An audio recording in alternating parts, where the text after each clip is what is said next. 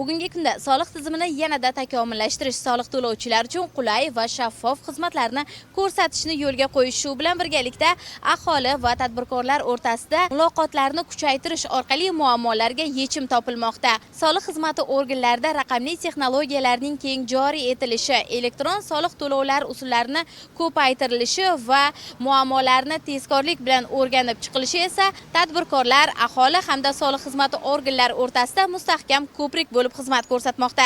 Xo'sh, aholi va tadbirkorlar soliq xizmati organlariga qay darajada ishonishadi? Ko'rsatilayotgan xizmatlardan qay darajada mamnun?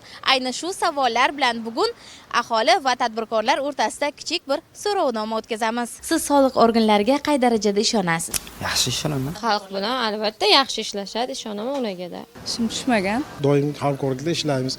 Qanaqadir soliq masalalari bo'yicha tushunmovchiliklar bo'lsa, agar biron bir muammo chiqib qolsa, doim kelishadi, qo'llaridan kelguncha yordam berish, muammomizni hal qilishga harakat qilishadi. Hech qanaqa muammo, hech qanaqa bir soliq bilan bir ziddiyatga boradigan hali faoliyatimiz davomida uchratganimiz yo'q. Lekin hech ishim tushib ko'rmagan. Yaxshi, ishchi xodimlari ham juda yaxshi.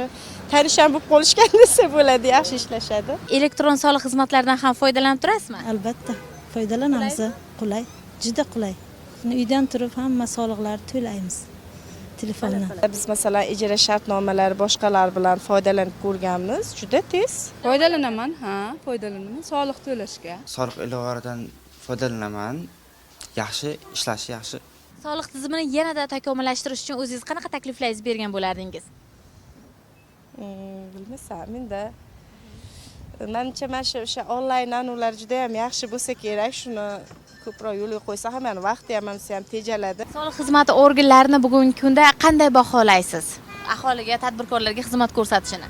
Yaxshi baholayman. Soliq organlari faoliyatini 1dan 10 gacha baholash kerak bo'lsa, necha qo'ygan bo'lardingiz? Endi kamchiliklar ham bor, 8 qo'ygan bo'lardim. 8. 8.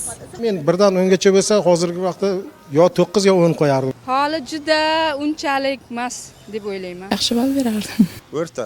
8.